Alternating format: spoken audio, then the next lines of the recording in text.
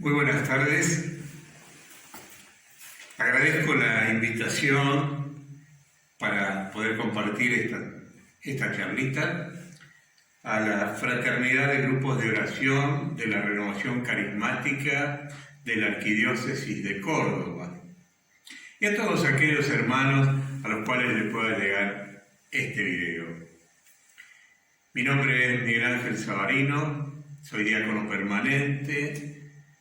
Estoy encardenado en la diócesis de Villa María y en realidad mi tarea misionera fundamentalmente es justamente los ejercicios ignacianos. Por eso estas palabras de consolación y desolación que San Ignacio las plantea como dos estados espirituales, a veces no son bien interpretados. A mí me costó en su momento encontrar el estado espiritual, no el estado psicológico que pueda tener en un determinado momento. Voy a comenzar definiendo entonces algo que el Señor me ha ido revelando. Esto quiero aclarar que tiene parte de teología y parte de antropología, pero surge de la oración y lo que el Señor me ha ido enseñando. Testimonialmente, debo decir que mi conversión fue grande a los 42 años, a raíz de un accidente donde una persona pierde la vida y donde me replanteo nuevamente quién soy, qué es la vida. Y a todas esas preguntas que uno se hace en situaciones de crisis, hay una sola respuesta: que existe Dios. Y eso era lo más difícil para mí, aceptar la existencia de Dios. Una persona que estudió ciencias exactas y como consecuencia de eso mi cabeza estaba ya programada para una forma de pensamiento. Lo hermoso es que cuando agoté mis capacidades intelectuales, físicas, anímicas, cuando entré en esa crisis profunda, por primera vez escuché el llamado de Dios a través de las campanas de la iglesia del pueblo donde yo vivía. Salí, por primera vez me vestí, caminé hacia ese lugar, hacia ese templo. Mi señora no podía entender ese cambio tan profundo, estaba preocupada por mi estado psicológico, estaba en una depresión profunda, no quería trabajar más, no me importaba nada, no me servía de nada todo lo que había hecho en 42 años, tenía un juicio por homicidio culposo porque la persona que muere estaba trabajando conmigo, los dos solos, no se sabía si había sido un accidente o no, hasta que no se realizó todo el peritaje. Cuento esto porque es importante descubrir todo lo que tuvo que usar Dios, cómo me tuvo que vaciar para que yo lo aceptara. Algo así como Saulo, bueno, sí, más o menos. Me hizo morder el polvo a mí también. Y fui a la iglesia. Me escondí detrás de la puerta, no quería que nadie me viera. El accidente era conocido en todo el pueblo. Me escondí detrás de la puerta y ahí escucho que la misa se celebraba por este hombre que había fallecido en el accidente. A mí nadie me había dicho, nadie me lo nombraba prácticamente, salvo en las declaraciones judiciales, pero en casa no se hablaba. Y bueno, Cuando yo escuché el nombre de esta persona, algo adentro mío empezó a hablar. Nadie me había dicho que Dios hablaba. Y empecé a escuchar una voz que me decía: ahí lo tenés a Juan, vos lo estás buscando a él. Y me llevaba la mirada hacia la cruz. La cruz, como siempre, representa este Cristo sufriente, delgado. Juan era delgado también. Y me decía: ahí lo tenés a Juan, se murió para que vos te salves. Se llama Jesús. Y eso me confundía, porque me nombraba Juan y me nombraba Jesús, pero la frase que me quedó: Él se murió para que vos te salves. Esa frase me dio mucha paz. Respondió todas las preguntas que yo le hacía a Dios. ¿Por qué? ¿Qué hice yo? Todo eso que preguntaba. Pero después de mucho tiempo, tal vez un año, donde yo ya había ingresado a la iglesia de una forma extraña, digamos, con mi forma de orar, con mi forma de... Simplemente era silenciosa, era sentarme adentro del templo, buscaba los momentos en que estaba solo, porque eso me daba mucha paz. Pero empecé a leer la Biblia, empecé a buscar, una anécdota risueña, la leía como un libro de página 1 en adelante. Un día, en una celebración litúrgica, escucho el Salmo 8, que dice: ¿qué es el hombre para que te ocupes de él? ¿Qué es el hijo de Adán para que a él cuide? Y ahí surgió en mí una gran rebeldía. Me enojé muchísimo y empecé a gritarle: ¿quién soy yo, Señor, para que otro muera, para que yo me salve? ¿Quién soy yo?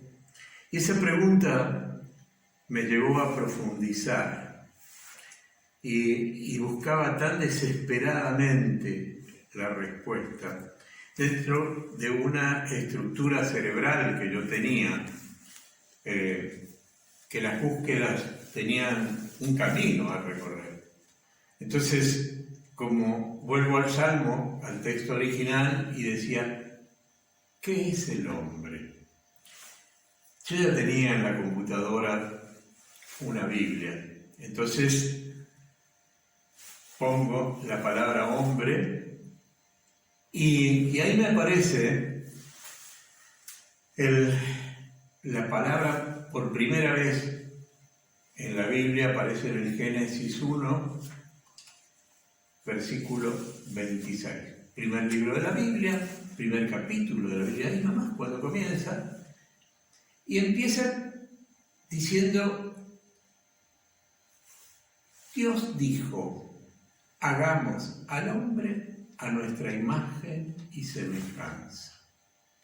Mi espíritu crítico, analítico y demás me hacía buscar en ese texto como un error gramatical. Él dijo, que estaba en singular, saltaba al hagamos, que está en plural. Así empezó el Señor a revelarme su misterio. Este Dios que es uno y trino, que es un solo Dios, una sola divinidad en tres personas. Difícil de explicar, ¿no es cierto? Que nosotros lo resolvemos muy fácil dibujando un triangulito en donde ponemos al Padre, al Hijo y al Espíritu Santo. Pero qué difícil que es para nosotros comprender ese misterio de la Santísima Trinidad. La Iglesia tuvo que hacer un concilio para definir. Nosotros lo dibujamos así, pero no siempre tenemos una buena relación con las tres personas de la Santísima Trinidad. Los jóvenes generalmente se van más hacia el Hijo, se corporiza, se lo ve, se lo puede imaginar. Hay muchos que se centran en el Padre porque necesitan esa paternidad, esa protección, esa providencia. Yo reconozco que fui de a poco creciendo en cada una de las personas y debo agradecer a la renovación que me presentó el Espíritu Santo, porque no fue mi ingreso a la iglesia fue a través de cursillos de cristiandad, y en el cursillo se reza: ven Espíritu Santo, renueva los corazones de tus fieles. Y yo lo rezaba todos los días, pero no sabía a quién le estaba rezando, confieso. Cuando hice mi experiencia en la renovación y lo sentí al Espíritu, recién ahí pude conformar esta trilogía, este Padre, Hijo y Espíritu Santo. Pero no me voy a detener ahí. El texto dice, Dios dijo, hagamos al hombre a nuestra imagen y semejanza. Y tira entonces Dios una imagen especular, una imagen de espejo de sí mismo, para crear al hombre. Crea un hombre que tiene cuerpo, tiene alma y tiene espíritu. Quiero aclarar teológicamente que estas son tres personas y una sola divinidad. Esto es una sola persona con tres áreas bien delimitadas. Nosotros vivimos en un mundo que vive específicamente con una cultura corporal. Entonces, si nosotros buscamos hoy, googleamos, como hacemos, la palabra cuerpo, vamos a encontrar palabra más, palabra menos, como una masa orgánica. Es un cuerpo orgánico que siente. ¿Cómo me la imaginaba yo entonces? Como una gran antena que está recibiendo a través de sus sentidos lo que viene del mundo exterior. ¿Qué hace con todo esto que le llega? Bueno, lo procesa. No todos los sentidos, si bien están activos permanentemente todos nuestros sentidos, pero nuestro cerebro procesa algunas de las informaciones, las demás quedan en estado inconsciente. Si yo busco la palabra alma en la enciclopedia, ya es más complicado porque me empieza a poner sinonimias. Me dice hálito, aliento, vida, un montón de sinónimos, pero no me la definen. El catecismo de la Iglesia Católica se refiere al alma espiritual, pero tampoco tiene una definición muy clara. Yo necesitaba una definición clara de qué era el alma. Y como suelo hacer cuando no entiendo algo, la mejor biblioteca para mí es venir, sentarme, postrarme ante el Señor y decirle: Señor, no entiendo. ¿Qué es el alma? Dios me dijo: es el cofre sagrado que he puesto en ti. Conmigo el Señor no tiene muchísimas palabras, pocas palabras, pero que me dan a entender todo. Cuando a uno le dicen la palabra cofre, inmediatamente se imagina un recipiente, a veces muy bonito, pero lo importante es el contenido de ese recipiente. Lo que hay ahí adentro es muy valioso. La palabra sagrado me decía que era de Él. Y las cosas sagradas siempre son bellas. Entonces, ahí descubrí que en ese alma era donde Dios había puesto todas las cosas bonitas que yo podía tener. Dones, carismas, virtudes, cualidades, pónganle el nombre que quieran. ¿Para qué puso todo eso en mi interior el Señor?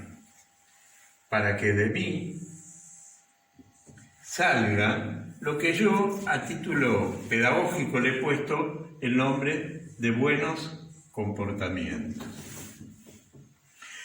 De mi interior, de mis virtudes, de mis dones, salen hacia afuera mis buenos comportamientos.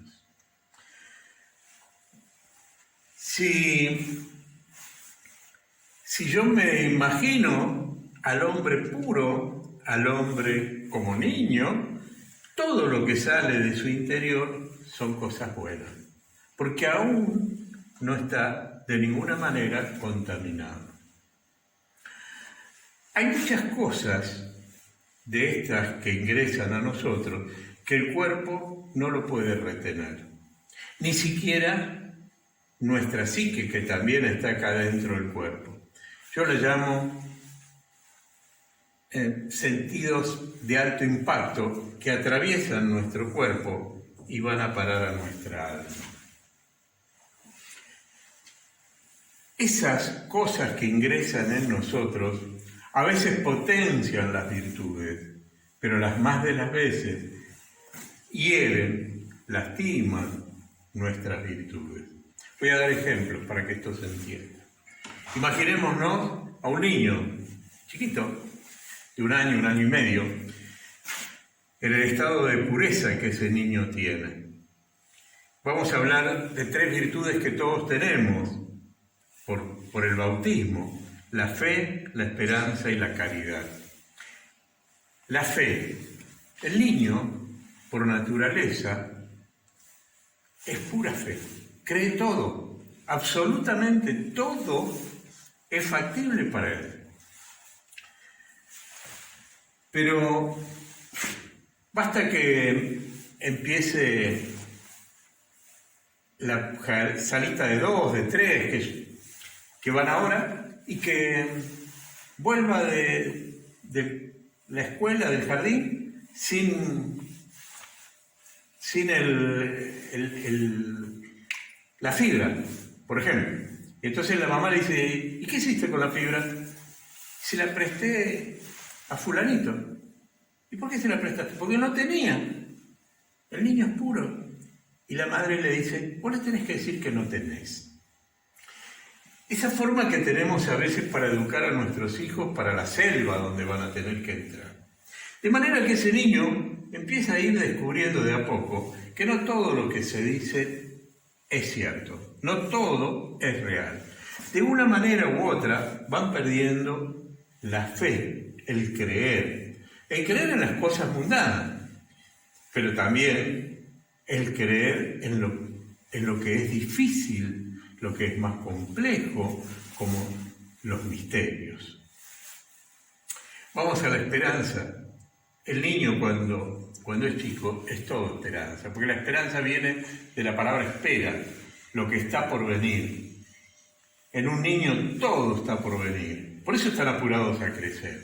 Y entonces apenas balbucean, apenas están aprendiendo a hablar y te dicen: yo soy Gane. No saben ni decir grande, dicen Gane porque quieren ser grandes. Pero en la medida que va pasando los años y cuando llegan a la edad de los papás, el padre viene ahora, en esta época, en la pandemia, que no hay trabajo, que no me dejan salir a trabajar, que no cobro, que me devolvieron los cheques. Entonces entra en la casa, golpea la puerta, le pega una patada al perro y se encierra. Y el niño, el joven que está en la casa, que tiene una esperanza, empiezan a escuchar un mensaje apocalíptico que le lastima la esperanza. Los niños a veces lo manifiestan de maneras de entrar en un cuadro de tristeza, de perder ese encanto, esa alegría, esa frescura que tienen. Los jóvenes a veces ingresando a la droga o al alcohol, cualquiera de esos anestésicos que le pueden dar una fantasía del porvenir. porque el presente los asusta. Después nos desgarramos las vestiduras por esos temas, pero tengamos mucho cuidado el mensaje que nosotros damos a los más chicos. Y el amor, la caridad, ¿qué podemos decir? Yo siempre digo que el amor se mama, perdonen la expresión, pero lo más clarito posible, en la teta de mamá. Yo di durante muchos años charlas de lactancia. Por mi profesión hablaba de los anticuerpos y demás. Y hoy casi que me río de esas charlas porque digo, bueno, de última los anticuerpos los podemos dar con una vacuna. Lo que no le podemos dar es el amor. Y hoy le digo, aunque no tengan leche, abracen a sus hijos. Abrácenlos y no importa que haya pasado ya el periodo de lactancia, síganlo abrazando, porque no hay edad para terminar ese deseo de estar contra el pecho de mamá recibiendo el amor. Como vemos, nuestro interior, nuestra alma, el sueño de Dios con nuestros dones, se va lastimando a través de la historia de nuestras vidas. Y a veces, por esas lastimaduras, hace que los comportamientos que tenían que salir perfectos salgan, como yo lo llamo, los malos comportamientos. No sé si se ve, pero bueno, los malos comportamientos. Voy a trazar una línea acá, porque este es un estado basal. Y quiero decir que este estado lo sufren absolutamente todos. Creyentes, ateos, agnósticos, lo que quieran. Este estado de que las cosas que ingresan producen reacciones en nosotros la vivimos todos. A veces, cuando los malos comportamientos son muchos, alguien nos los hace notar, o a veces uno mismo lo nota. Y entonces le dice, che, ¿por qué no te haces ver? Y bueno, uno va al psicólogo, analizan y demás, pero ¿saben qué? El psicólogo lo único que puede hacer es poner un espejo acá para que veamos que ciertos comportamientos nos producen reacciones excesivas y nos hace moderar este estado para que nuestros malos comportamientos disminuyan. Quisiera, no sé cómo andamos en horario, pero quisiera como dejar para una tarea que la van a hacer luego, que cada uno frente al Señor, con toda sinceridad, se ponga a ver y a anotar, si es posible, una lista de aquellos que son sus buenos comportamientos.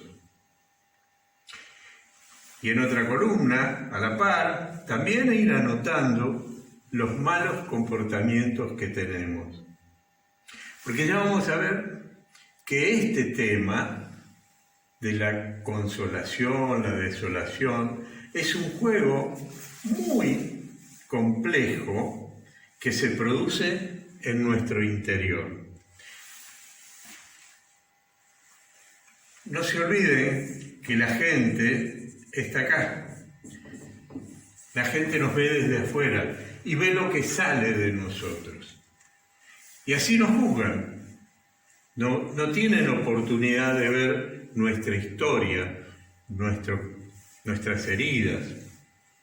A veces nosotros mismos nos cuesta muchísimo descubrir de dónde salen esas cosas que salen de nosotros.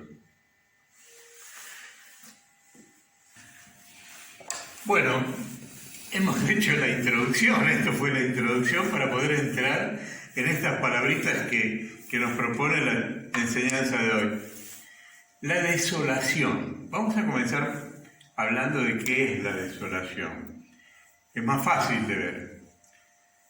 Es cuando uno se encuentra turbado, cuando se vive en la oscuridad. Algunos síntomas son la tristeza, los pensamientos en cosas bajas, en agitación. A veces se ve que la gente está con movimientos inquietos, otra vez todo lo contrario, hay una indiferencia total. Pero lo más marcado es la desesperanza, el desamor, la infidelidad. La persona se encuentra como separada de Dios. ¿Qué es la consolación? ¿Cómo la podemos definir? Todo lo contrario. Cuando el alma se encuentra inflamada de amor por el Señor y como consecuencia de eso, para con todo el mundo, llora de amor. A veces llora por sus propios pecados, porque no puede lograr completar el amor que Jesús nos entrega desde la cruz. Siempre lleva la consolación a un aumento de la fe, de la esperanza y de la caridad. Ahora que entendimos por qué hicimos todo este dibujito y descubrimos cuáles son algunos de los síntomas de la consolación y de la desolación, les voy a contar que este cofre sagrado, que dije sagrado, es de Dios y está llamado a vivir la eternidad. Mientras este cuerpo un día será entregado a la muerte, este alma es el lugar por el cual luchan los dos grandes espíritus. El Espíritu de Dios, que sopla sobre nuestros dones, sobre nuestras virtudes, para que salgan esos buenos comportamientos, pero también el mal espíritu, que viene a soplar sobre nuestras heridas, para que salgan de nosotros los malos comportamientos. Esto es una lucha espiritual. Y cuando tenemos que hablar de esa tercera palabra, que es el discernimiento, tenemos que descubrir ese juego de estos dos grandes espíritus que ocurre en nuestro interior. En nuestro interior se hace la gran batalla, las dos grandes fuerzas, la fuerza del bien y la fuerza del mal, combaten en nuestro interior. No he hablado de esta tercera parte de nosotros, que es el espíritu. El espíritu es como un apéndice del alma que se despierta, que se eleva cuando mi cuerpo y mi alma claman a Dios. Con solo decir, Dios mío, pero desde el corazón, este espíritu se eleva y se une al Espíritu de Dios, el que ora por mí con sonidos inefables, pidiéndole al Hijo que interceda ante el Padre. Y eso es oración. Nosotros empezamos nuestras asambleas de oración invocando al Espíritu Santo. Muchas veces repetimos, ven Espíritu Santo, pero mi espíritu está dormido, está acá. Lo más importante no es las veces que yo clamo al Espíritu de Dios, sino porque el Espíritu de Dios está atento, está deseoso de unirse a mí, sino la disponibilidad de cuerpo y alma para que esta comunión se produzca. Entonces, es importantísimo clamar a Dios. A veces la gente sin oración. Ayer justamente atendía una mamá que se le acaba de morir la hija por COVID y unos días antes me pidió que la ingresara a un grupo que rezamos el rosario todas las noches por todos los enfermos, porque la hija ya estaba agonizando, intubada. Finalmente su hija falleció y ayer me decía: estoy enojada con Dios. Y mi consejo, ¿cuál era? Qué lindo. Enojate con Dios y decirle todo lo enojada que estás. ¿Saben por qué? Porque eso es oración. La oración es aquello que brota de nuestro corazón dirigiéndose a Dios. Y a veces brota con lágrimas de bronca, de enojo profundo. Esto, perdón, me quedé sin fibrón, esto es oración, lo que brota de nuestro corazón. ¿Y qué hace el Señor con esta oración? Derrama las gracias. En el caso de esta mamá será las gracias del consuelo, las gracias de la comprensión, la gracia de un poquito de paz en medio de ese duelo. Pero lo importante es que esta comunión no se rompa. Nosotros tenemos que discernir esta palabra siempre. Cuando estas fuerzas están luchando, ¿dónde está mi espíritu? Porque es mi espíritu el que me va a ayudar a discernir. Nosotros tenemos 3 mociones en nuestro interior. Una que viene de Dios, que me lleva al bien. Una que viene del mal espíritu. Y hay una engañosa, en donde el mal espíritu, con apariencia de bien, se mete en mi propio yo. Y me manda a hacer una egolatría o un egoísmo y a cerrarme sobre sí mismo. Pero fíjense que cuando viene esa emoción, el espíritu se repliega, desaparece, se mete acá otra vez. Y vuelvo a ese estado basal, a donde viven, como les decía, los ateos, los agnósticos. Lo que yo le decía a esta mamá: no pierdas esta comunión, que tu espíritu, aunque sea enojado, gritándole a Dios, siga unido a Él. Vamos a ver algunos de los engaños del enemigo. Mientras el mal espíritu le propone a las personas placeres aparentes, fíjense, Jesús quiso vivir las tentaciones en el desierto como verdadero hombre, sufriéndolas, para comprender lo que significa la acción del enemigo sobre nosotros. Y el enemigo siempre vino a él con apariencias de bien. Y le decía: transforma estas piedras en pan, reconociendo el poder que tenía, reconociendo el poder de Dios, pero llevándolo al engaño para, digamos, simplemente satisfacer esas necesidades corporales. Nos lleva a placeres aparentes. Fíjense cómo respondió Jesús a esas tentaciones. Dejo el mal espíritu para hablar del Espíritu Santo. ¿Qué hace el Espíritu Santo? Hace remorder nuestra conciencia. A veces nos duele más la acción del Espíritu Santo, porque viene a nosotros para que entremos en razón de lo que debemos hacer, de cuál es el camino que tenemos que llevar para la santidad. Otro ejemplo: mientras el mal espíritu intenta entristecer a las personas que caminan hacia la santidad, y vuelvo a usar a Jesús como ejemplo. Recuerden ese pedido de Jesús a sus amigos: oren por mí, no se duerman, porque mi alma tiene una tristeza de muerte.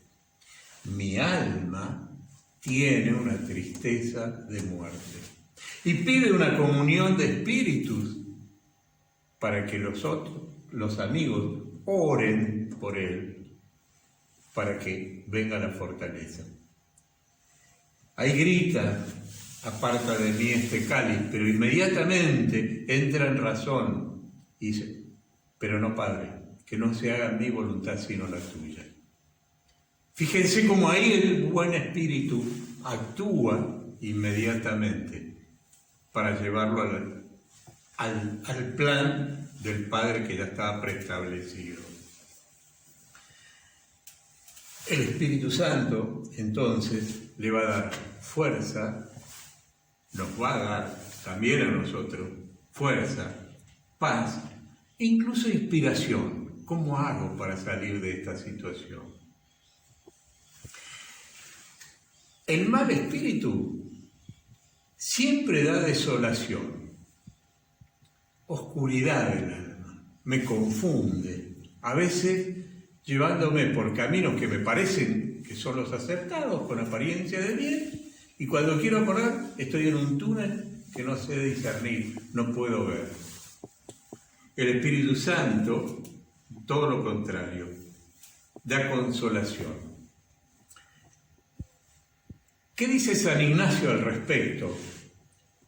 En los momentos de desolación, en los momentos en que el mal espíritu está actuando sobre mí, no tengo que tomar decisiones.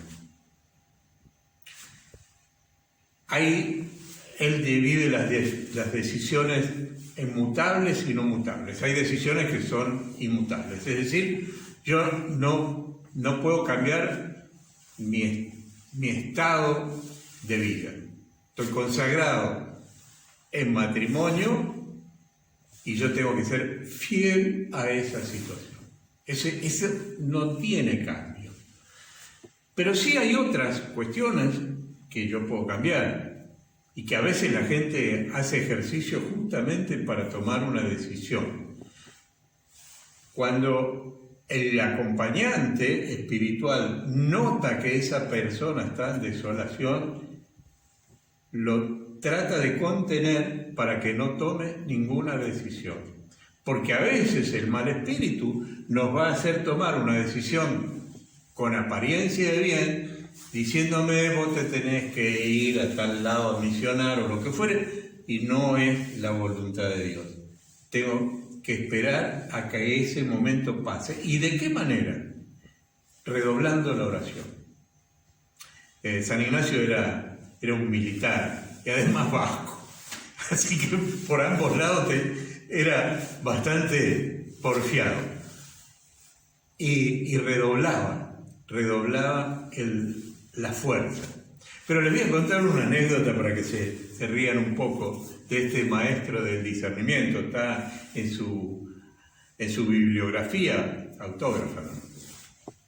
En una oportunidad, viajando en España, él iba montado en un burro y en uno de esos caminos aparece un moro en un caballo árabe hermoso y se ponen a la par y empiezan a hablar de las cosas de Dios.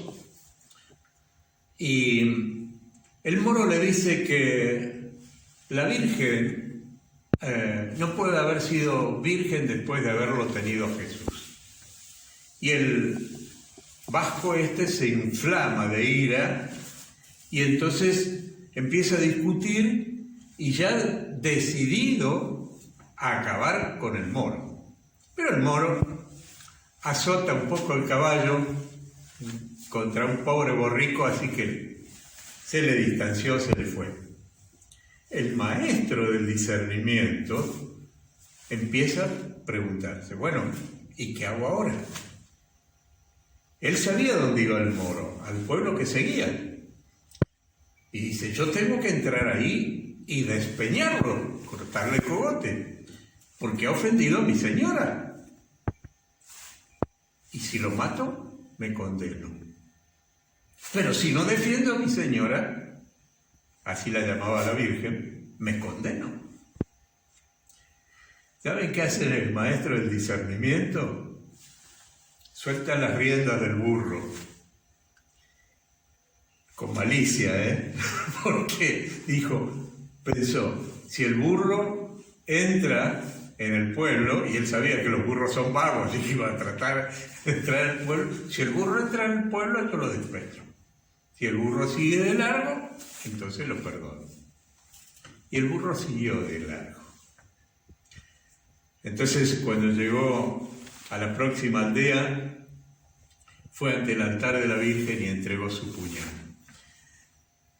A veces discernir no es fácil. En medio de las oscuridades, a veces en medio de las confusiones, en medio de nuestra propia historia que nos condiciona a través de nuestras heridas, no es fácil discernir. Uno tiene que a veces tomarse el tiempo de rodillas, tiempo de oración, tiempo de paz, buscar esa paz, porque en algún momento el Espíritu va a hacer luz sobre esa situación y me va a dar la posibilidad de la salida.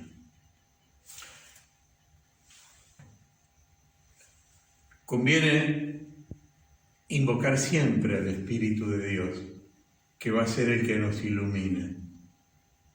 Dice San Pablo en Romanos, nosotros no sabemos orar. Tiene que ser el Espíritu de Dios el que ore en nosotros para hacernos ver la verdad. Hermanos, espero que hayamos podido aclarar un poquito este tema de lo que es los estados de consolación y de desolación, que son estados profundos, que dependen muchísimo de mi historia, de las circunstancias. A veces yo no me doy cuenta, a veces, no sé, busco ejemplos en este momento, pero un día como hoy que hace frío, inconscientemente me lleva a una parte de mi historia, de mi vida, en donde viví un episodio determinado, un día de frío, y ese día estoy con un estado de tristeza o de angustia o de excitación. Aprender a leer nuestras reacciones interiores es lo que nos va a ayudar a pedirle a Dios la gracia que se oponga. Señor, te agradezco porque tú fuiste el calor en ese momento de frío y me sacaste de esa situación.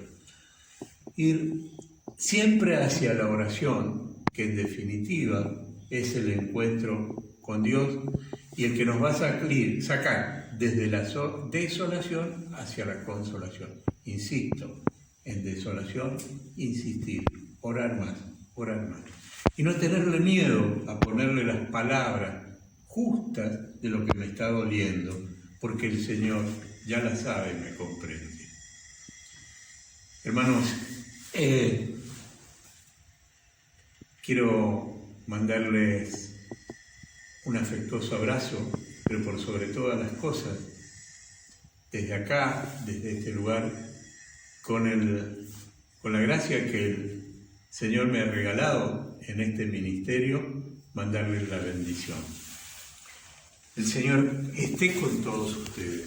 Y con tu espíritu. Que la bendición de Dios Todopoderoso, que es Padre, Hijo y Espíritu Santo, descienda sobre ustedes en los momentos de confusión y les dé la sabiduría de elegir siempre la verdad.